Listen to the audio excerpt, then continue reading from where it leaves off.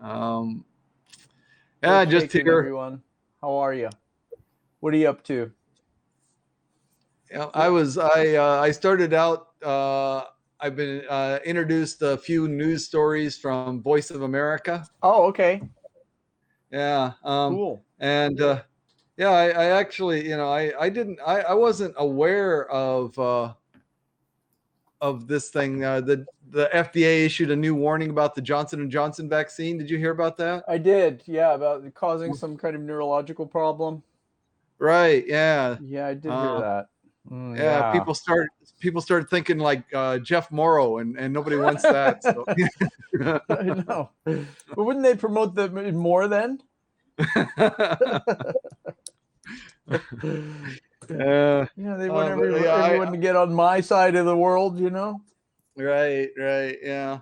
So anyway, I started out talking about some VOA stories and followed up Okay. on the Johnson and Johnson one a little bit, and You didn't then play any games? no. Yeah. Yeah, Black Eyed Dog and Let It Be have been here, but Cool. two people is really not enough to make a game out of it, and if other people were Yeah. lurking, they didn't let me know that they were here. So I did a short broadcast last night. I don't know if you saw that. no, I'd never caught that. What Yeah, did you talk about? I was on. We took a walk around Shirakawa River, the riverfront near Kumamoto Station. I did a Uh-huh. little bit of a live walk. It was a beautiful night. The weather was just gorgeous. wasn't humid, right? The wind was blowing briefly, and great view of the moon right next to Kumamoto Tower. It was just a beautiful Well, night, so great, I decided to do a live one. It was very spontaneous, so. great. Yeah, that was a great walk. So, and today's a gorgeous day too. Yeah, Yeah, looking good. beautiful. Yeah. I've got Yeah, some few clouds, but they're nice, fluffy white ones. Nothing to worry about. So that's no, good. that's Yeah, right. That's right. Really yeah, hot though too, isn't it?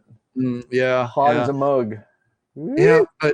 but boy, I mean, this rainy season. Actually, this is the longest rainy season that I can ever remember experiencing.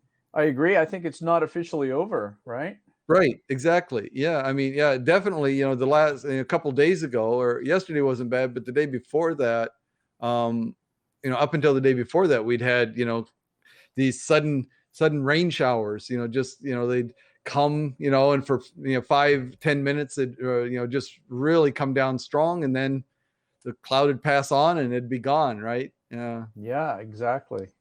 That's true, right? Passing yeah, rain showers were quite yeah. So abundant this year, and we had right, a and little bit of a stretch of everyday rain there yeah. a But while yeah, this back. is this is the middle of July, and usually it's the first. Usually up till the first week of July is typical of the rainy season, That's right. and but beyond that, it started like 2 to 3 weeks earlier than the typical rainy season in Japan. So that means we've got basically almost an extra month of rainy season over the typical rainy season here in Japan. So yeah, That's right. Yeah, yeah, exactly. It's very I've strange had this enough of year. it. So cut it out, Jeff. I've had enough of Me it. too. Okay, I'll have the cloud stop. All right, There you just go. Thank stop, you. would you? No more rainy season. There, Thank you. there you go. All right. Cool. So, it's over. Mark All my right. words. Okay. Good. All right. Next time it rains, I'll be coming for you. Yeah. Those are gonna be my next words. Don't come for me. Okay. No, All it's right. over. Mark my words. It won't Okay. rain again. Ever. Okay. Never. Oh my God. Oh no. Now you're Okay, in Jeff. for it, man. Yeah. Yeah. All right. Well, if that happens, Jeff, people are going to definitely be coming looking for you then. I It's know. all Jeff's fault, right? I better shut up while I'm ahead. Oh my gosh. That's right. That's right. Yeah. Yeah. Yeah. So I did get these questions last week, right, Dan? These are the same ones, Yep. right? Right. I hope so. Okay. Me too. Uh, yeah. Okay. These are the same ones, right? Yeah. Yep. Yeah. Uh, well, I'm still a So baby, so I don't know. yeah. Okay. Yeah. Intellectually, I yeah. I'm Physically, still innocent. So you're in your second childhood, aren't you? Yeah. yeah. How'd you guess? Right. Right. Yep. Yep. I think it's good to be kids. I think it's good to revert to childhood every once in a while. Yeah. Absolutely. Yeah. I mean, that old, that old adage, the difference between a man and a boy is the price of his I was toys. just going to say that. Yeah, price of his Right. toys, right? Yeah, Yeah. Yeah. totally. Yeah. Yep, Yeah. yep. I've got some Yeah. expensive toys now. Yeah. Yeah. Uh, but I think especially guys, we're prone to keep some kid in us, aren't we? Yep. Yeah. But I try to have my Absolutely. students kind of revert back to childhood. Not complete childhood, of course, but in designing and drawing and doing these kinds of things in class, Mm. right? Yeah, Which and is one point that I've often noticed is that my students almost to a one that they are good artists. I mean, the ability to draw is so prevalent among Japanese, at it least, really is. yeah. I don't know. I mean, maybe it's growing up with the anime or something. That was a thing that everybody learned to do. Draw these anime or whatever. Yeah, could you hang on a second? I want to show you something. I got to show you Okay. something. Hang on, hang All on. right. All right. Yeah. Got an itch on my nose there. Can't. Sorry, I hope you didn't see a view of my big butt there. Yeah. I looked away. I looked away. Good, thank you. Hope everybody looked away. Yeah, speaking of that, I was in class several years ago, and when I was doing my textbook, I noticed a girl just was doodling, right? And she would kind of doodle on the whiteboard when we shared some answers and whatnot. She's from the green architecture department, so they're kind of prone to designing anyway. But we had her design this little caption for Dr. Jeff's environmental challenge quiz. Oh, okay. Yeah, she just came up with that. Boom, right? We got a few renditions from her, and yeah, they were great. The publisher really liked her drawing there. Okay. There you go. A bit Cool. like me, huh? Right? I guess that's You wish you were that handsome. Yeah, I know. Indeed, yeah. So we went with that one, and it was great. Yeah, she did really well. So you're absolutely right when you say that Japanese are kind of prone to art, right? They're really good. Yep. I don't know how they do it. Maybe it is from anime. I guess they're exposed to it, and it's just kind of a thing that the popular anime. You take it upon yourself to doodle in your notebooks and so on, and I think they probably start out by tracing, and then it just kind of grows from there. Yeah, I think probably so. Right, grows from there, or they learn techniques. Kind of maybe by themselves. I have this interesting book for teachers on drawing stick figures, but very good stick figures. Stick figures in motion or stick figures doing things. Yeah. So I've been trying to learn those more lately, just to have a different kind of extension to working on the whiteboard or the blackboard in the classroom. Yeah. So Dan, you're still teaching online remote classes, is that right? Or... At Kendai, I am.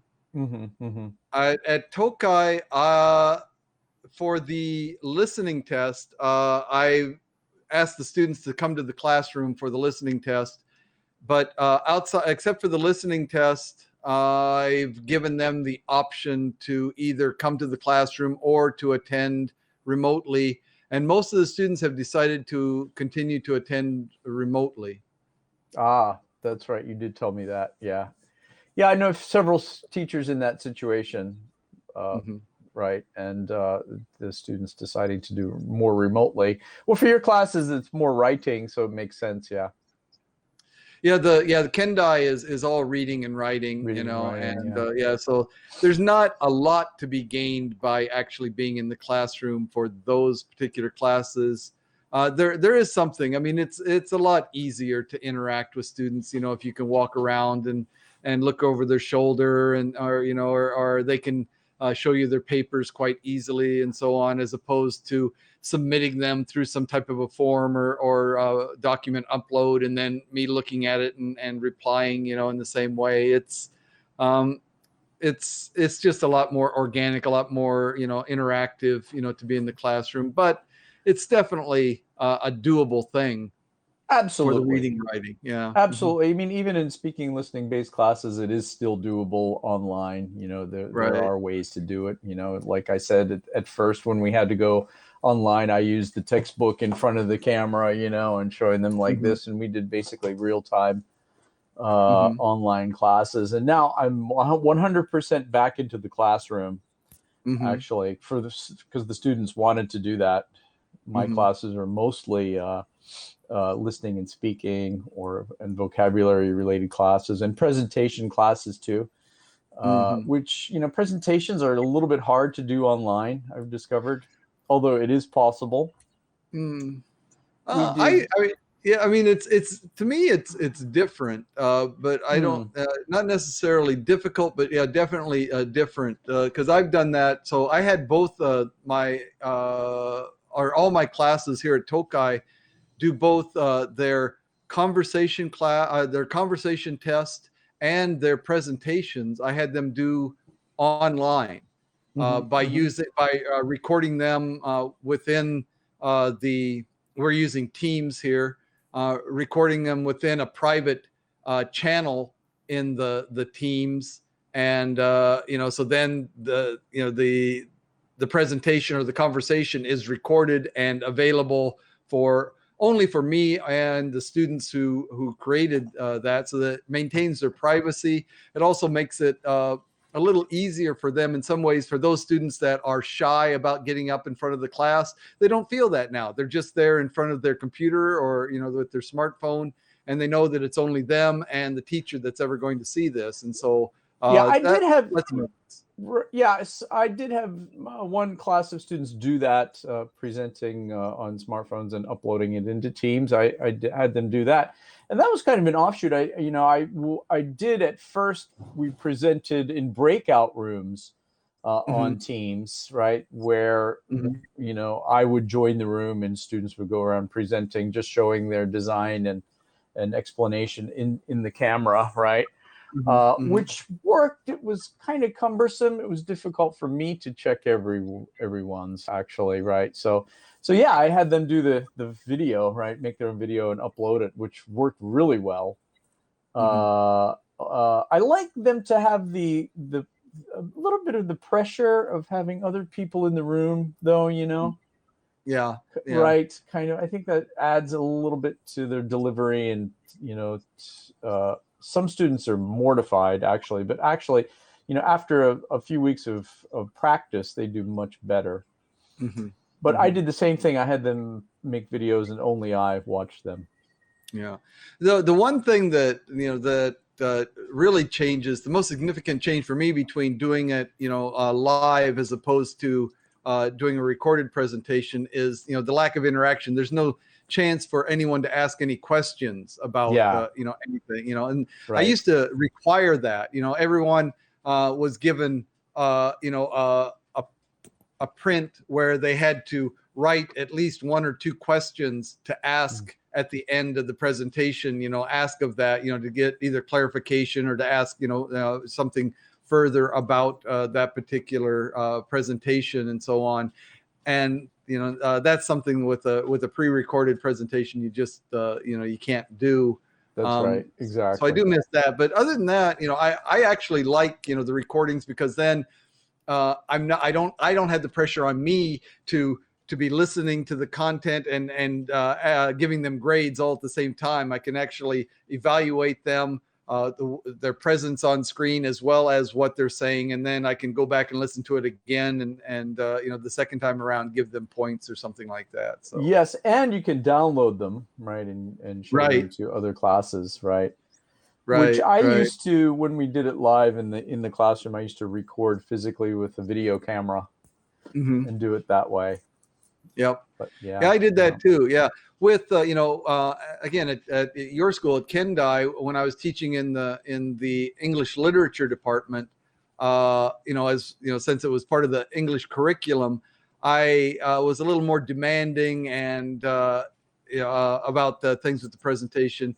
Here at the school, where the English is basically only the general education requirement, is the only English classes that most of these students take. I'm a little more forgiving and a little less demanding about some of these presentations and so on. Just get them through it. Yeah, right. No, yeah, because I'm in that boat now, actually, right? Mm. Being in a science department. But yeah, just get them through it. I try to, have them level up a little bit, even though they're in the science department. But yeah. So yeah, sounds good. So if babies are considered, like we talked about before, I'm still in babyhood. Right. So I'm still innocent. So I don't know. Bye-bye. No. Okay. Actually, this got me thinking about a podcast I was listening to. Now, this might be a different impetus to the question, but I was listening to a podcast this morning. It was on 2020, ABC 2020. That show they have. Yeah. It's kind of a weekly magazine show, and I listen to it as a podcast sometimes. And today I just happened to listen to it on my way to work, and it was called Evil in Eden.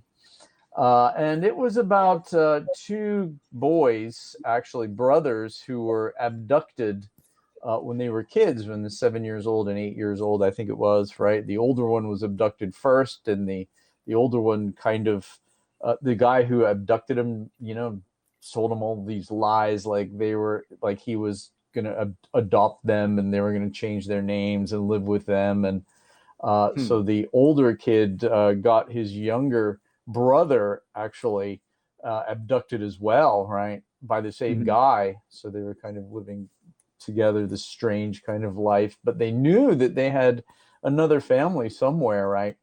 It turns out the younger boy escaped and told the media. So now it was out into the open.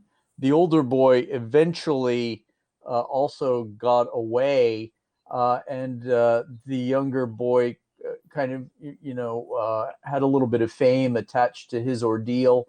The older boy kind of was shuffled off to the side, and the older boy, interestingly, kind of became this strange serial killer almost. Yeah. And it was, and I thought that, okay, well, in his case, his innocence was robbed of him.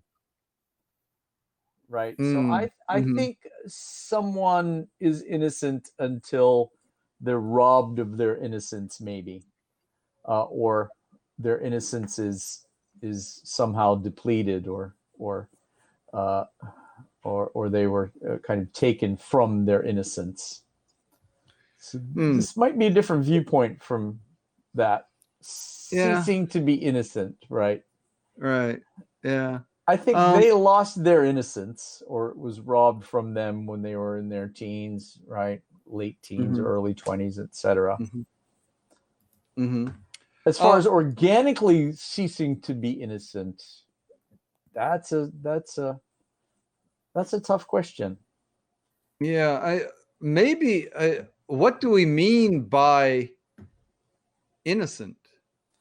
That's exactly right. Right. What do we mean by innocence? Do we mean that you're more aware of all the negative things that go on in the world, or things that could turn people one way or the other? Right. Right. For example, when kids are at home and following all the directives, as it were, going to school, and they have a lot of friends and whatnot, or on the baseball team maybe, and then suddenly a neighborhood kid introduces them to alcohol or what have you, or marijuana or something, right? And they decide to try it, right? They find out that this is the other aspect of the hidden world. So is that when they lose their innocence, or is that even losing of innocence? Yeah. Innocent. This is not what we're talking about. Not guilty of a particular crime, right? having no knowledge of the unpleasant and evil things in life. Okay, that's just what I was getting at just right now, right? Right. Where people are innocent as children, you don't know about these things going on necessarily, and then you're introduced to them, Right. perhaps So through someone. So that's kind of my take, that it's robbed or taken from you by the introduction of it from someone else. yeah, yeah. So I would argue that it's not a factor of time or age, but more a factor of the environment that the individual is in. Take for example the possibility, whether such a society actually exists or not, but I've heard stories, reports of these remote tribes, that basically, they Eleanor's here. Hello. Oh, hey, Eleanor. These remote tribes that, for example, that basically know no murder, and the possession, they know no, the concept of stealing from each other and so on is just totally unknown. I mean, basically, most of the things that we would associate with with these bad things, evil or whatever, unpleasant, Right. evil things are basically unknown. I mean, unpleasant, I mean, I'm sure they have unpleasantness, if someone is attacked by by an animal or something like that, or some falls ill or something. But yeah, so I mean, they could live their entire lives and be basically innocent, right? Well, that's true. I think they could, I think they could, and I think there are people like that. Absolutely, right? Yeah. They're just not introduced to it, or just don't go that direction, right? When I So came to, yeah, go ahead. I was just going to say, why then do we, often refer to these societies that we just talked about, these tribal societies, as primitive? It seems to me that they're not primitive; they're actually advanced to the extent that they don't have this type of problem of lost innocence. They maintain their innocence their entire lives, right? It seems like something to strive for, not to avoid or take away from them. Sure, absolutely. I think it is something to strive for. Yeah, I think they have different needs, different necessities in life, right? Perhaps they're not spoiled, right? Right, they're not given the whole breadth of any ability to do anything, right? They have rules, they have life challenges, right? They have to perhaps in some cases find food, right? Or right, and survival is a lot of it too, I think. Right. When I first came to Japan, I realized, gosh, it's it seems more innocent comparatively than the United States in some ways. Wouldn't you say so? Yeah, definitely the concerns are different. Definitely the people, the things that people are concerned about, and what they view as evil, or is definitely different in a lot of cases. Yeah. Yeah, I mean, right, in America there are always these group of people, this is just a broad example, but maybe sneaking off to do something, and you're always wondering what they're doing, or right, or the illicit things that people engage in, right, etc. Whereas in Japan, people, I don't know, people are trying to kind of get through, kind of doing the best they can, and within the boundaries of society, right? So maybe it's more innocent in that respect, right? And some people's humor too is much more innocent here, right? Yeah. I mean, innocence. From the idea that so honesty. I mean, if we look Right. at being dishonest as evil or an unpleasant thing. I mean, the Japanese are generally, I think comparatively more honest than Americans are, on a whole. Yeah. Yeah. No, I think so. Right. Yeah. Mm, Eleanor yeah. says, how are we defining innocent? That's right. Until when they learn to lie. Oh, that's a good question. Yeah. What is innocence? Yeah. And I think So you're right. I think, and you're right, Dan, the people in Japan are kind of more uh, innocent, uh, more truth speaking and truth worthy, I guess, because I guess involved in society with a harmonious aspect, right? With maybe it mhm, goes to the population density.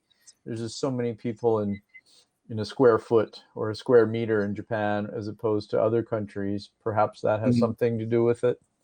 mhm, So mhm. they kind of have to have a good relationship with one another, and therefore, right, they're more true or what have you, Yes, yeah, more yeah. I innocent in mean, that they have respect. a longer tradition of successful, um, organized, ordered society, right? Mm, America, has its history of, fighting for independence and exploring the new areas and taking them away from the people that already lived there and so on, right? yeah. Japan, I guess it could be argued that there was a period of Japanese history when there were other people living in some, at least in some parts, the Ainu and so on, but that was so many years ago that that's become more of a distant memory, Hmm. at least from a societal standpoint, that they have this ordered society that has been the rule for so long that Mm, you know that's the way they're comfortable functioning, right? And that's Americans right. don't haven't developed that yet. Yeah. They haven't developed that right yet, right? Exactly. Like when I when I go shopping and forget to lock my car door in Japan, I'm never worried that anyone's going to take anything, right? Corridor apartment. Yeah, right. I've gone out, several times when my apartment door was totally unlocked, and nobody, I mean, even a delivery man, he's, or whatever, whoever's going to come there is just absolutely not going to open the door. They just aren't, That's right. That's right. Yeah. They just aren't. They just wouldn't do that. They would never even look at your car, probably. That's right. Yeah. And which is kind of cool because they kind of don't care, right, Yeah. about your car or what's in your car. They don't really care, right? Which I mean, it's the is way good. America used to be 50 years Yeah. ago. I mean, I remember in my little, at least in parts of America, I remember in my little hometown, that there were a large number of people that I knew that never locked their homes. Mm, yeah. I these farmers that would go into town, to buy their supplies or whatever, and they would leave the keys in the pickup truck, Hmm. in the ignition in the pickup truck when they go in and do their shopping and come back out, because why fish around in your pocket? Well, you can just leave them in the ignition because nobody's going to touch it, No, right? you're absolutely right. I remember those days too, leaving our door open and whatnot, doing a quick run to the supermarket or whatever. Yeah, no, exactly. And it just seems to me that America was more innocent Hmm. back in the day in the times like that, right? 60s Yeah, and 70s. They were more innocent. So what happened, right? It's kind of becoming less innocent. yeah. Is there like how about looting too, right? Looting, that just surprises me, looting, because just people just robbing stores, right? Right. To and I saw this thing recently. Where was it? On the news. It was, I guess it was in California or Washington State, where people would, like, they would have these gang robberies. Like Hmm. 12 people would run into a store and just grab as much stuff as they could and run out, right? And a Yeah. lot of this stuff would show up on the street corner, right, being sold again, right, being resold. Yep. I thought that was just, my gosh, that's crazy. Yep. Yeah. It's too I mean, I bad. I suspect. I mean, there are so many factors. One, is the long Japanese history of this, regimented society. I mean, they had until recent history, they had a very clear caste system, basically. I mean, the different levels of society. And that, so everybody has this long history of people, feeling that they have a particular place that they fit in society, and basically resigning themselves to that, or being comfortable with that. And even as things became more egalitarian, then it's like, okay, we're all the same, and still they're comfortable with that. There's not this dissatisfaction, where in America, I think, from the very beginning, there was so much emphasis placed on on success, or rising above. Others, trying to float the idea that everyone is equal, everybody has the same opportunities, and yet at the same time, definitely creating and maintaining differences within society. I mean, from slavery and so on, right? But even before the black people were brought into America, the indentured servants, the people from Europe that paid for their passage from Europe to America by signing a contract, basically to work more or less as an indentured servant, basically a slave, for 3 to 5 years in order to pay off their passage to America. So they worked for that time with nothing to put in their pockets, totally for the benefit of the person that that they're paying back, right? And yet, so we've got that, we've got that imbalance, within society, and yet proclaim that, all men are created equal, and yet we don't treat them that way. So I think there's that, that creates a lot of frustration, on the typical people. They say, hey, we're all supposed to be equal, and yet that guy's got so much more than I do, and that frustration comes out every once in a while. It's like, okay, well, he's got more than I do, so if I take a little, well, that's that's just being equal, right? Yeah, right. Yeah, indeed. I know that's true. There's a different intensity and different inputs, right? With that background, right? So I think background has a lot to do with it, doesn't it? Yep. Yeah. Right. And no, you're absolutely right. And of course, there's always the adage, go west, young man. Right. And survive and thrive. Right. Yes, we can. You can do anything you want. Right. Which, I think there's a couple, problems, like looking at that aspect. A few problematic. That's got to be frustrating. People can go, yeah, sure. That has to be so frustrating, especially for minorities, because white privilege is a thing, in America and in other places too, but and people are on one hand told that everybody has the same chances, for advancement within this society, right? This is America, the land of the free, home of the brave. We're all the same, all men are created equal, and yet the facts, actual living in that society, you realize that is not the case. So that's got to engender frustration among segments of the population, and so it's got to come out once in a while, right? It does, right? So I think probably Japan was in that scenario many years ago. Do you think? And they've somehow come to an even keel, a more even keel with each other and within society.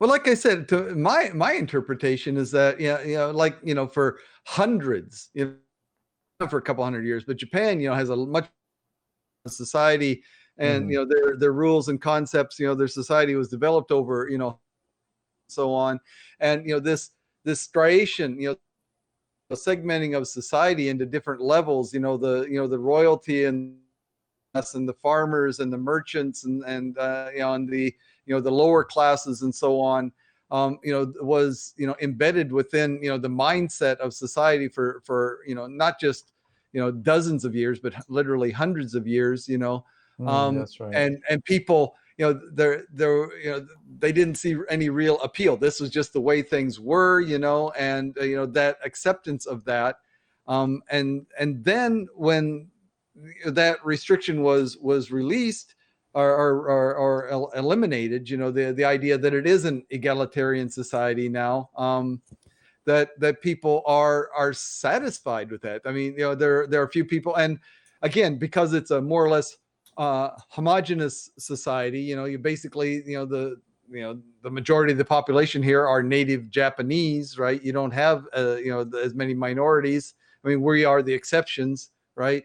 And so there's not a lot of the people with the unrest, the being told one thing, but demonstratively seeing something quite different than that, right? So, Yes, right. Yeah. Yeah, maybe America, after a couple of hundred more years, America will turn the corner and kind of calm down a bit, right, and become more subdued and a little more mature, right? Like Matthew McConaughey said recently. Did you hear that? No. No, he said America's going through puberty now. Yeah, a lot of people kind of reacted to that and said, "Oh, no, America's going through adolescence." Other people. Hell no, adolescence. America's still got its poopy diapers on. What are you talking about, man? Yeah, right. I don't even think they are in puberty right now. Right? Hell no. Hell no. They got their poopy diapers on. I mean, there's flinging shit all over the place, man. That's America. Hell yeah, man. Right. Yes. Okay. Right. Sure. I mean, if you look at it, it's quite true. Comparatively, I mean, yeah. Year span wise, sure, yeah. Right. America's in its terrible twos. It's in the second 100 years, right? That's right. Terrible twos, right? Dan, you hit it on the head, man. That is right. It's in its terrible twos, terrible 200s, right? That's right. I'm going to find that Matthew McConaughey's response there. I'm going to put that in there if that's okay with you. Sure. Yeah. I'll give him your name as credit, right? My friend Dan says America's still in its poopy diapers. Terrible 200s. The terrible 200s. That's right. Wait till they're 500. Right? That's right. And then 1,000. Right. Yeah. It'll be much different, I'm sure. Yeah. Yeah. Because Japan's like what, 3,000 years old or something, isn't it? But Japan doesn't. I mean, I think the imperial throne has uninterrupted line of succession for like 1,600 years or something like that. Yeah. Okay. Yeah. Right. I think it's something like that. Yeah. But right. yeah, something like that. I'm no Asian history major here, but something like that. Yeah, I think it arguably the longest uninterrupted cessation of a throne of any country possibly. Wow. Yeah, might very well be. Sure. Yeah. There's something to that too, right? Yeah. I mean, of course, at least we as humans have moved away from the idea that the kings are somehow divinely chosen or have some divine nature to them and so on. So that's good that we've gotten away from that. Yes, sure. America has its own challenges too, right? With the diversity of people and races and things, and as they're a kind of a unique country in that they invited everyone in, right? So that's a bit different too. You really have to take that into account, I think. Yeah. But I mean, that's true. Historically, America was one of the first to have this open door, policy. But America seems to have switched gears, have almost done a 180. Now you've got a large number of Americans that one of their major concerns is the number of immigrants coming into America, and you see countries in Europe and so on that seem to be taking in much larger numbers of immigrants and so on. So I don't know. Yeah, yeah.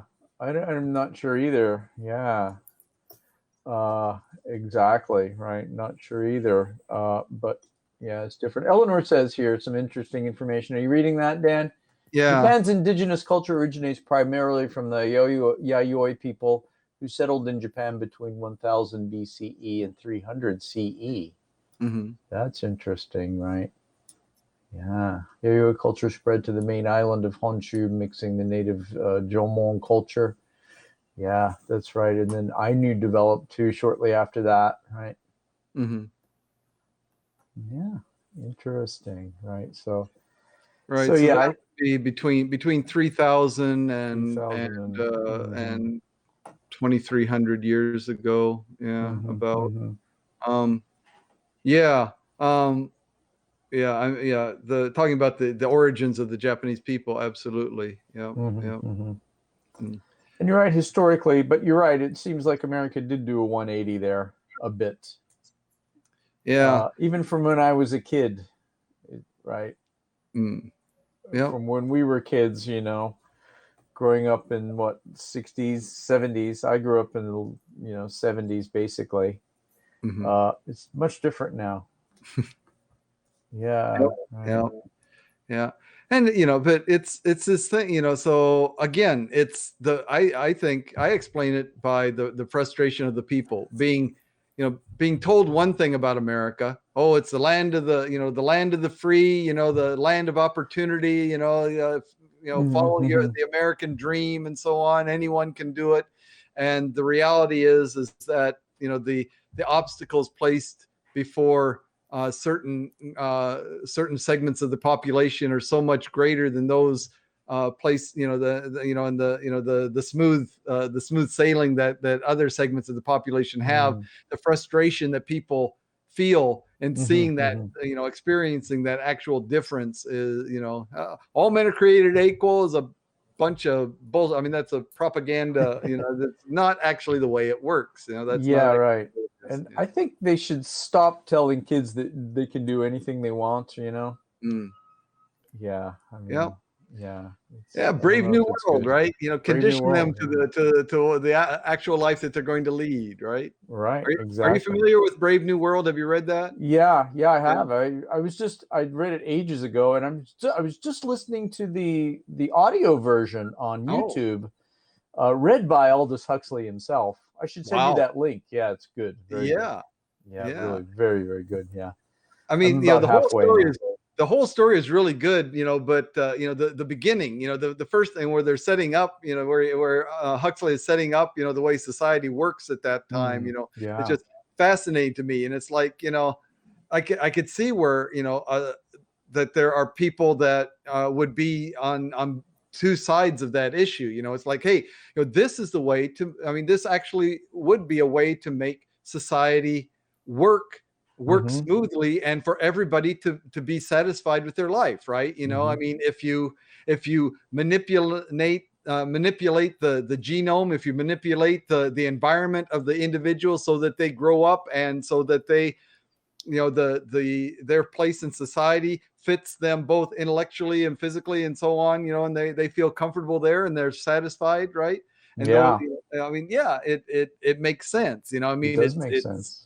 I mean, it's terrible because again, you've got, some kind of, overseer that's, manipulating all these people and making all these choices. And so people don't have, they don't have freedom really. I mean, Mm-hmm. they feel like they have freedom, but, that's because, they've been manipulated since before they were born into adapting to the niche in society that they are meant to be in. Mm-hmm. But Yeah, they're yeah. happy. They're satisfied. They're So is happy. that They're good or bad? satisfied. Is it good or bad? Right. Exactly. We can do a That's. whole broadcast just on the ideas that Huxley presents in that book, A Brave I New think we World. should. Yeah. That's a great idea. Yeah, we should. We should actually do that. Yeah. No, it's fascinating, and that's why that book is timeless, right? Mm. Because of Yep. these issues, and it just Absolutely. it can go on forever, right? Yeah. So Absolutely. let's consider that, Dan. Yeah. All right. Yeah. You want to go into the next question there? Yeah. What Woo! about this? Why do humans often associate beauty with morality? Yeah. I guess they used to more, it seems to me, back Yeah. in the day, until people like Ted Bundy started to uh, Mm, show up on the yeah. radar. You know Ted Bundy, right? Right. The serial Right. killer there in the what Hmm. 70s and 80s. Yeah, Mm, apparently he was a good-looking guy as far as guys go. I think very hmm. personable and whatnot. Mm, No one would associate him doing these kinds of things in mm, humanity, but yet he did, right? mm. So Yeah. I don't know if there's an association. Is there? I think absolutely there is, and very strong, stronger than before. I don't know, but anymore, a politician can't get elected if he doesn't look good on camera, right? Yeah, that's there you go. That's true. I mean, again, people are looking at the way he looks, and if he doesn't have a good on-screen presence, if he's not visually, appealing in some way, then he will be looked at negatively, Hmm. and yeah, and it seems that people are most upset when the people that they look up to, because they are beautiful, these the famous actors and actresses, or the people that are in the media and so on, when we find out that they're actually human too, and that some of them uh, uh, are involved in spousal abuse, and some of them are involved in this thing and that thing, then they people Sure. judge them really severely Yes. because they held Mhm. them on a pedestal because they're good looking, and then they find out, hey, they're just like the rest of us, and then they go the opposite way, right? Right. Yeah. Hmm. Yeah, and also it depends on what you mean by good looking. Yeah, and because yeah, there's many people who are good looking, or at least semi good looking, uh, who are in in the politics. You're right. Uh, and of course, well, how about, and we have seen that lately, like you were just expanding on, with sexual misconduct or what have you, right? And how about that Marjorie Taylor Greene was her name? Did you hear about her? Who said all these negative things, or associated politics with the Auschwitz and the concentration camps? No, I missed that. Oh, you missed her. Oh my gosh, yeah. Yeah. No, Oh. she was in some serious hot water. I don't know if she was considered beautiful Hmm. or good looking, but yeah, I guess she was personable. But yeah, she was in quite hot water after that. You should look her up. Right. I wish I I could, mean, it's just take the to time me, and. I think it's a thing. I think it's even, I mean, I think that I have the instinct, that if I hear someone who is physically attractive speaking, I tend to give what they say more weight than somebody who is who physically they're hard to look at, to listen to them, in the same way. I mean, I think there's some kind of prejudice even within me, Mhm, based on their physical appearance. mhm, Definitely, beauty mhm. has changed so much over time, and depending on your society, beauty is subjective. Absolutely, Yeah, it totally absolutely. is very Yeah, subjective. What would I you mean, consider hard to look at, though, Dan? you no, Gee, thanks. no. I mean, I I mean, mean, are there people any that physical traits that you could kind of put forth? I mean, just or uh, like angry face, or like no, yeah. Sometimes I mean, physical. I mean, they're physically, less attractive, um, simply by being physically less attractive. I mean, even things, like if their hair's in a mess. I mean, if this person doesn't choose to spend a lot of time on their personal grooming, right? mhm, It's like they get up and they shower or whatever, but they don't spend a lot of time getting their hairstyle just right, or they don't shave, just right, or they don't, whatever. okay. um you know these people, when they speak, seem, I mean, I think, you know, the initial reaction, I mean, people that, you know, actually have an open mind and will actually listen to the words and evaluate what they're saying is one thing. But I mean, I think the initial reaction to seeing that person is that, you know, they're not as intelligent, or they're not as knowledgeable, or they're not, you know, they're not as good a person, simply because their personal grooming habits aren't up to a certain standard that that these people think that they should have. Yeah, I got you. I guess, you know, a lot of people are like that. Yeah, sure, sure. Yeah, I mean, you see so often, you know, people making fun of, you know, this guy. Oh, you know, Trump. I mean, you know, how many times they talk about him? Oh, you know, his orange skin. Oh, that hair of his, or this, that, and the other thing. You know, I mean, so what? I don't give a shit what the guy looks like. I mean, he's an idiot regardless of you know, he's not an idiot, but you know, he's who he is regardless of what he looks like. And all those comments about how he looked, I mean, I wish I could hit the delete button and just eliminate those, because it's like, this is irrelevant, immaterial. Well, yeah, I'm glad you're saying that. Now you're getting more on my path, because it's right. Who cares really? So what? I mean, most people, you know, on camera anyway, or on television, or at least somewhat presentable, right?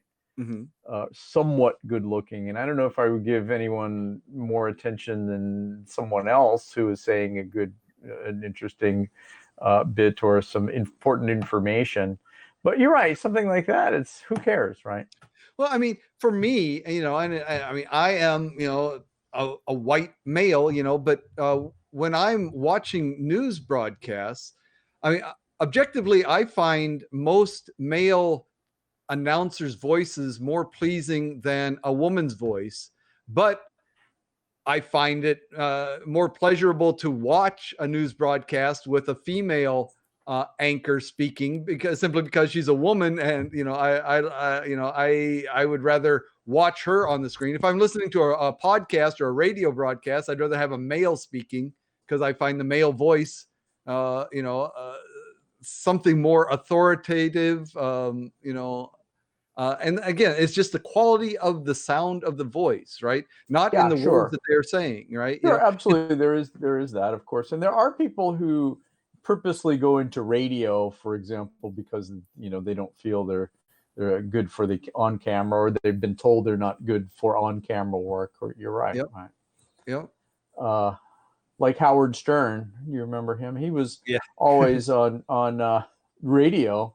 Yeah. First, because right, he felt, or he was told, that he didn't make good on camera presence, right? But now he's on YouTube, right, and all over the place, and people accept him for what he is, and I think that's good, actually, to get by all the other crap, right? Yeah. Yeah.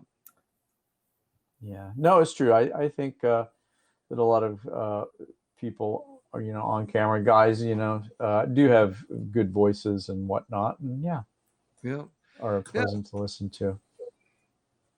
They're told they have a face for radio, right? Yeah. Well, indeed, yeah. Yeah, I've got a face for radio and a voice for silent movies, you know. So you're commenting on yourself, Dan. Yeah. Yep. Yep. Yep. Face for radio, voice for silent movies. Face for radio, voice for silent movies. Yeah. That's very good. Yeah, indeed. Yeah, but I mean, but I think, Dan, sorry, to your point, I think, right, that yes, beauty has been associated with morality, being more believable or trustworthy, you know, from ages ago. I think it still stands true, actually, in a way, although it shouldn't. Right. Yeah. Right. Yeah, it shouldn't. You know, it shouldn't. But it's I don't consider myself a racist. You know, I won't say that I don't see race, but I you know, I don't draw conclusions based on race. You know, I don't feel that I'm prejudiced, and you know, and so on. But I find, you know, beauty is, I actually find that a harder prejudice to fight than racial prejudice. I mean, it just seems that, you know, it's somebody more attractive. I tend to listen to their words more. It seems to be a more subconscious thing. Yeah. I'm not actually thinking that, oh, wow, that's a beautiful person, where if I see a black person or an Asian person or something like that, their race is just, I mean, it's in my face. I see that, I know that, I'm aware of that. And so, I find it much easier to overcome any kind of prejudice associated with that. But beauty seems to be on a more subconscious level that I have more difficulty fighting, I think. Yeah, right. I got you. Sure. I think that does hold weight for sure. There are a few podcasts too that I've listened to that where I've stayed on the podcast or not. Depends on the quality of the voice too, I must Mhm. say. Right. So it even goes that far, right? Yeah. Voice I mean, yeah. timbre, voice quality. Sure. It's Yeah, important voice is not too. only visual, but Yeah. beauty is not only visual, but every Hmm. aspect of it, right? So yeah, absolutely. Hmm. Yeah. That's right. Exactly. How about, sorry, one more point about that one, Dan. Hmm. Do you think beautiful people, because of that, have more advantages in life? Absolutely, Hmm. Hmm. absolutely. I mean, yeah, if if Obama hadn't been, I mean, a relatively handsome man, I don't think that he would have gone as far as fast. And just everything. I mean, yeah, definitely. The way people look affects the opportunities that they are given, right? Hmm. Hmm. The way they look, the way they sound, Hmm. um, the way they present themselves. I mean, the whole package. Uh, it's is, I think, in some ways more important actually than the package is sometimes more important than the contents. Who is giving the message is sometimes more important than the actual contents of that message. Because if the person, the way they look or the way they sound or the way it's presented has too many, has too much negative associated with it. They're they don't sound right, they don't look right or whatever, then people aren't going to give their message a fair listen, a fair, an open mind. They've already got some prejudice associated with it. I think subconsciously everyone does that. Right. Indeed, I gotcha. Yep. How about this next question? If you can save another's life and don't, because doing so would break the law, are you ethically justified in your decision? Wow. Yeah. That's uh I think yes, right? Yeah, Um I think yes too. I mean, yeah. uh, I'm wondering, are you ever ethically required to save another person's life? Good question. Good question. Right. Yeah. Especially if it has legal implications, right? Right. Uh, yeah. So, gosh. Yeah. Well, Yeah. I here you think go. you're justified not to, Right. Right. or to make that decision, right? If I can Uh, save another's life and I can't live with myself. Screw the law. Okay. yeah. Yeah, You have that too, though. Of course, Eleanor's point. If I can save another's life and don't, I can't live with myself. that's such a broad. I mean, I can imagine so many different scenarios where I might theoretically have the chance to save a person's life, but then so breaking the law is one issue. The danger to myself is another issue. You know, Or the danger to people with you too. right. Danger to If people with me. or The would it involve taking someone else's life? So, right, for example, a terrorist. hmm. If I could stop a terrorist from killing someone, okay, but by killing the terrorist, I mean, so this is such a broad. There's so many different scenarios that I have trouble, even answering it really. Yeah, me too. It's really tough. I don't think I could live with myself either. But then again, if it's going to right put me in jeopardy with the law, or perhaps put me in prison for life, right? Right, or harm my family, or like you said, right, kill the terrorist, to save someone's life. It's a hard one. It's a Mm, hard one. It's a really hard call. mm. Yeah, Yeah, I mean, very, yeah, very hard call. I wouldn't find it difficult to imagine a scenario where I would, save the life, but also don't find it difficult to imagine a scenario where, I would not save the life. There's just, just it's too broad of a question. Yeah, It really is too broad of a question, right? but Like, yeah, do you think it's you're ever are you ethically justified. are you ethically required to save a life? I mean, here, this is, I say, are you ethically justified in not saving a life, if you possibly could, right? So the implication there is that generally you are required to, yeah, in other words, you have to give a justification for not, right? Like this is what you should do, right? And you have to justify not doing it, right? That's the implication of this question. Yeah, right. No, that's right. That's right. No, I don't think you are right. Did I get that reversed? So wait, what was the? Okay, so you're ethically required to save someone's life. Uh-huh. Right. Uh, if you would break a law again, that's a tough one. Yeah. Yeah. Okay. Well, Eleanor has an example. She was walking in a mall in the middle of August, close to 9 p.m., close to 90 degrees out. There were two dogs locked in a car. The windows weren't rolled down. I broke the window and got the dogs out. Then I called the cops on myself. I was not given a ticket. Okay, there you go. Transfer that to humans, right? To people. Well, did you hear about the man who he had? I think it was a fairly new car, and he went shopping. He locked. I think he locked his keys in the car with his young child. I'm not sure how old the child was. I think it was, not a baby, but probably, just a couple of years old or something like that, and or maybe a year old, and went shopping and came back and couldn't get in to the car because he'd locked the keys in the car.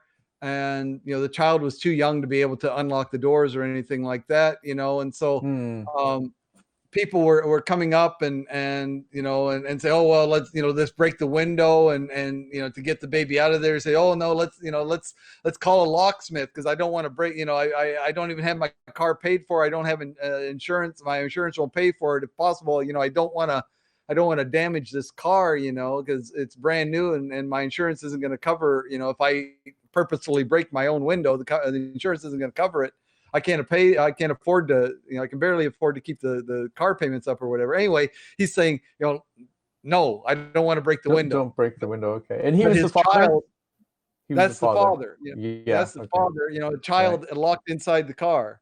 Right. Mm-hmm. And a policeman, came up. He said, look, I'll break the window or, I'll, whatever. And the guy said, no, no, no, no, no. And so a Wow. policeman was there and the guy was still saying, and finally the locksmith or whatever was called, but it was taking so long. Finally, hey, Abyss, Hey, finally, Abyss. the father said, okay, all right, this is taking too long. After an hour or 2 hours or whatever it was, after a ridiculously amount of time, he finally agreed to allowing the policeman to break the window to get the car open. The child was already dead. Oh God, no. Yep. You're This kidding. is a, this is Oh this is a no. story that I just heard. True It's a story? it's a recent news story. Yeah. Oh my I Lord. think I Oh. think from last week. Or maybe over the weekend. Yeah. Oh. Yeah. That's horrendous. Yeah, Yeah. God, that's horrendous. And I think Yeah, the I think okay. the father was charged with child endangerment or Yeah. negligent homicide. I don't think it was negligent. I think it was child endangerment or something like that. Yeah. Oh my gosh, that's horrible. That's horrendous. In that case, I would say break the window. Yeah. And then, when you give a story like that, I tend to think that life is very precious and that you O- should Okay, save the so life over the law, right? Hopefully there's a way out, like we talked about last week, like the judges who give sentences after lunch are more prone to be lenient. right, right. So Okay, maybe you but could try to talk your way out of it or go ahead. Yeah. yeah, but okay, if you were there, so there's a policeman there, right? There's Yeah. a policeman there, and he says, I'm willing to break the window or whatever, and the guy says, no, no, no. And so the policeman doesn't, right? If you were in the crowd there, Oh, seeing that this child is in danger, right? And a policeman is not going to, so that's what we're talking about. Would you break the law? So obviously it's against the law for you to break somebody else's car window, right? right. And you're there, you're going to get caught. Everybody's going to know that you did it. Would you break the window in front of the policeman and the car owner in order to save that child's life? Would you have done that? I would have tried to because talk there to were a the number police. of people who were Yeah, exactly in that sure. situation, right? Right. I would have tried to yell at the policeman and say, "Please, let's break the window. Break the window. Just let me break the window." Da, da, da, da, da, da. Right. Did anyone try to do that? I never heard of anybody attempting to break the window because the owner was there. The owner is the father, right? So the person most relevant to the situation, both the car owner, who is the father of the child inside, says no, don't break the window. That's a oh my gosh, such a hard call. I would have tried to plead with the policeman maybe and the guy, and then I don't know. I think it's just so tragic that I may have broken the window. Eleanor says she probably would have broken the window. Right. How about you, Dan? Would you hold off on that?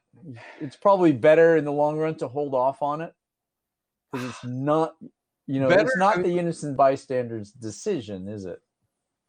Well, I mean, isn't that the question? I mean, if you have Yeah. the ability, right, you Mm, can save another's life. So if you have the ability, if you have it within your ability to save someone's life, and you don't yeah. because it would be breaking the law, then are you justified, right? So that is exactly the question. Yeah, yeah, yeah. It's yeah. My responsibility, I mean, Wow. no more than My anybody golly. than any other My human golly. who was in that situation that could break the window. So it's no more my responsibility than anybody else's. And but that's another human, human trait, human characteristic. If you're in a crowd, right, and you think Uh-huh. something should be done but nobody else is doing it, then you're likely not to do it either because, oh, nobody else is doing it, I guess I don't really have to, I right? don't really have to. Yeah. So going along with the cheaples. But That's right. it's really hard call. I mean, yeah, you could be in a lot of hot water if you were to do that, possibly, right? Well, I mean, Hopefully not, but I mean, it would seem to me that in that case, breaking the window, I mean, at most you would be financially liable for the broken window, right. and That possibly, I mean, God forbid, what if broken glass, fell on the child, and there was injury, then that'd be a whole nother can of worms that would be opened up, and so on, right? But yeah. but yeah, Yeah. that would be a difficult situation. Eleanor says she wouldn't give a crap about what the father says. Right. Yeah. And or what the cop says. But yeah, I mean, if you can plead with them to make them see, at least, especially the father, right? I will go to court. They'll make me pay for the window. Exactly. I probably wouldn't go to jail, or would you? That's a hard one No, too. no, I can't I don't imagine. think you would go to jail, right? Right. It probably would be a misdemeanor, Mm. No. right? So it might be worth breaking the law to save a life. Of course, it could get messier, right? What if you say, I'm going to break that window, and you walk up there, you got a hammer or whatever in your hand, you got something in your, that you're going to break that window with, and the car owner comes up and stands between you and the car and says, no, don't do that. The locksmith is going to be here, don't break my car window, right? And so, what are you going to do? You're going to push the guy out of the way. You're going to, I mean, how physical are you going to get? how many laws are you going to break in order to be able to break that window and save that child? You No, know, you're right. I mean, You're right. if it's only a broken window, yeah, okay, that's one thing. But you know, what if it's the cop that says, no, look, you can't do that. This guy said he doesn't want the window broken. Now you're Yeah, going right. against a police officer. That's a Yeah. whole another level. Now you're talking about some jail time. If you know, Yeah. so Yeah, again, how far are absolutely. you going to go? It gets real messy, I think. It's hard. Abyss, what do you think, Abyss? Do you want to join in? It's an interesting question. I'm Yeah, telling you, it really is. right? I guess like for me, life is probably. I mean, if I were to place myself in that sort of situation, I would rather have some kind of vicarious experience, because if I were to be in a position where my life has been endangered, I would probably let anyone, kind of break the law or whatever they can to save my life. So I guess like that's probably my rationale in a way. But yeah, it's kind of like and it seems like it's a very interesting story that Dane was talking about. But I've caught the tail end of it, so I'm trying to make sense of the discussion and try to see how I can gauge and Do make you want good to sense out of it. just? Oh, okay. Yeah. Here's the story. Abyss. Yeah. So Right. Las Oh, Vegas it was a man refused. daughter. Okay. I thought you said son, but it was a daughter. Yeah. Yeah. Let anyone break the window to rescue daughter from hot car. So a Nevada man was charged Monday in the hot car death of his 21-month-old daughter. So less than two, right? 21-month-old, after police said he refused to allow either officers or his brother to break his car window to get the girl out of the locked vehicle. Sydney Deal, 27, of Las Vegas, is charged with child abuse or neglect causing substantial bodily harm. Clark County Jail records show his bail was set at $20,000. Arrest report obtained by local media details the minutes that led to the death of Sayad Deal. According to KTNV in Las Vegas, Deal told the police he'd accidentally locked his keys and his daughter inside the car after an argument with his girlfriend. The girlfriend told the detective she made Deal to leave after the fight.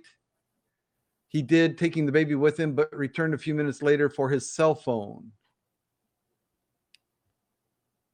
The Las Vegas Sun reported that the arrest affidavit indicates Deal argued with the woman for another 15 minutes trying to get his cell phone before going back to the car.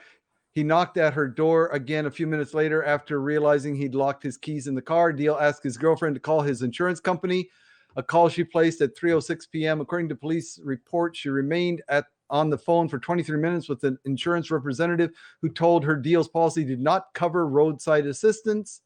When they quoted him the price for a locksmith, Deal told her to hang up the phone, the Sun reported. 4 minutes after she hung up the phone at 3:33 p.m., Deal flagged down police officers and told them what happened. The arrest report states that Deal refused the officers' offer to break the window or call a tow truck or locksmith.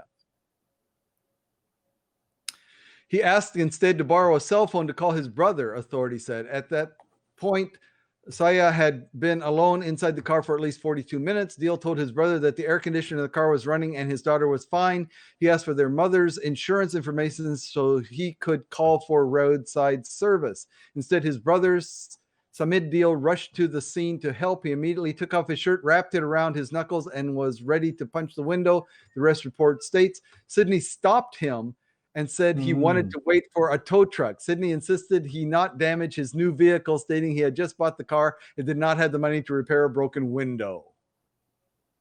Police officers eventually broke the window to rescue the toddler, but it was too late. Rigor mortis had already begun to set in. Rigor mortis had already begun to set in. That's quite amazing.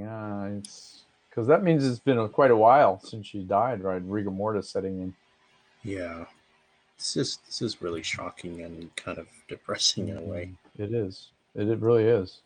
So I mean, but this is our question, right? So there were people, at least one police officer, there were other witnesses, it sounds like, that were around there, and yet nobody went against the car owner's wishes and saved the life of the girl by breaking the window, right? Yeah. Are they justified in true. not doing that? I guess like the the other the other thing that we just worth mentioning is that he is acting as a parent, and I'm not saying that he did the right thing. By the way, so what I'm saying is that the reason why his will was not trespassed in a way, like nobody was going to break into the car, was because I think that we as humans have this general assumption that we have altruistic um, nature towards to our progenies, like our children, right? Which is not always the case, and this is like one example of that, where the parent has made some fatal miscalculation that cost him the life of his child. So yeah, I guess like the more pressing question is like, even if the person that puts your life in danger is your parent or someone who's supposed to care for you, would that, like, would you be able to kind of tune out their whatever criticism that you have from the parents to save the child, if that makes sense? Well, I mean, yeah, we have, Mm, child protection services, they will go in and take a child out of a That's home, right. if the child's in danger. And I mean, so this is a situation where the child was in danger. And yet, the paperwork to do things properly would have taken too long and would not have, been in time to save this child's life. So this was clearly a a judgment call, judgment and call by the yeah, father mainly, right? by the father, but by the policeman also. I But mean, by the the policeman policeman could have too. taken it upon himself and said, "Look, I understand your concerns, right? But your child is in danger. This is, this, I view this as a life or death situation, and I'm going to, take the matter into my own hands." Maybe that's what the father was hoping. It's like, hey, if the cop takes it on his responsibility to break the window, then surely the Yeah, city's going to pay for my window. I mean, maybe that's what he was hoping for. right. Maybe he was right. Yeah, it's too bad no one was paying attention to the child, right? To notice the child wasn't breathing. Yeah, there you go. Right. Right. I mean, that's the least thing you can do, assuming that, Yeah, even if you have like the AC on, and you still have to check up on the child if they're, sure. still there. And he clearly failed at that. Mm. So I hate to say, guys, I got to get going. Are you going to stay, Abyss? Please stay. Um, it's just a couple more weeks until summer vacation. Yeah, then I can stay on much longer. Yeah, we'll be But doing more longer, more often and longer more often and broadcasts longer, once summer vacation comes indeed. around. Absolutely. And I'm going to do some broadcast tomorrow. Dan, please Okay. join me if you're available. Both of you guys, yeah. You Illinois got a and Abyss, time? if You you're got a around too. time figured out? I'd like to do it earlier, like hopefully around 11 a.m. Let's try 11 that. a.m. 11. Bring. Oh, you have a class, Dan. How about Yeah, I got a 1? 1-ish. Well, I mean, so tomorrow I could do it 12. Oh, really? Okay, let's do that. 12. Okay. 12 o'clock our Yeah. time, so 11. What is that? 11 o'clock Eastern time? 11 o'clock 11 p.m. Eastern. Eastern? Yeah, something like Yeah, that. yeah, Yeah, if you that's put right. a notification, I guess it makes it a lot more easier for Right anybody on. else to join. Sure, you're right. I'm going to do Right. that. Definitely do that. Probably I'll put that on later tonight or tomorrow morning. Yep. Okay. Thank you. I'm just getting Good used to HAP, but I'm getting there. All righty, Thank you, Jeff. guys. Yep. All See right. you See next you around, time. Jeff. Okay, bye-bye. See you. See ya. 12 p.m. Yeah. 12 p.m. Okay. 12 is 12. It's 12 hours difference. That's right.